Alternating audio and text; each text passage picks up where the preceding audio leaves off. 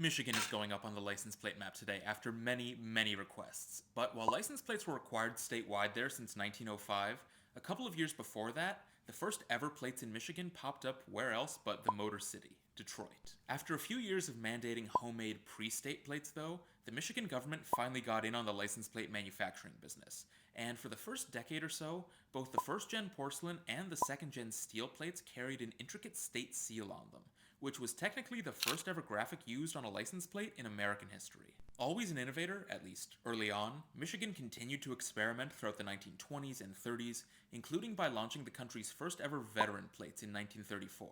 which could have theoretically been used by someone who fought in the Civil War if they were still driving into their 80s. From 1940 to 1969, Michigan used a bunch of two-letter prefixes as county codes on their license plates, with that era also seeing the introduction of their earliest slogans: Water Wonderland in 1954, Water Winter Wonderland in 1965, and Great Lakes State in 1968. Also in the late 60s, Michigan started basing its yearly plate color schemes on the school colors of various Michigan universities, which unfortunately led to this borderline unreadable white on beige plate in 1970 that was inspired by Oakland State, which was hated by law enforcement so much that it forced the state to adopt reflective paint for its license plates shortly after. Michigan had what's widely considered to be the country's most iconic bicentennial license plate in 1976, but by 1984, the state had switched to using this basic white on blue plate as its standard design, which was being given to drivers well into the 2000s, making Michigan the last state in the US to adopt a fully modern manufacturing process. In the past 20-25 years though,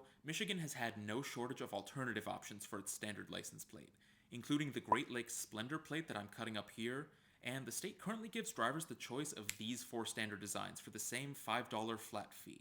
one of the biggest standard license plate selections in the country. Here's our two-piece Michigan done with both the Mitten and the Upper Peninsula added to the license plate map. But now that one of my most requested states is finished, let me know where I should head next for the map.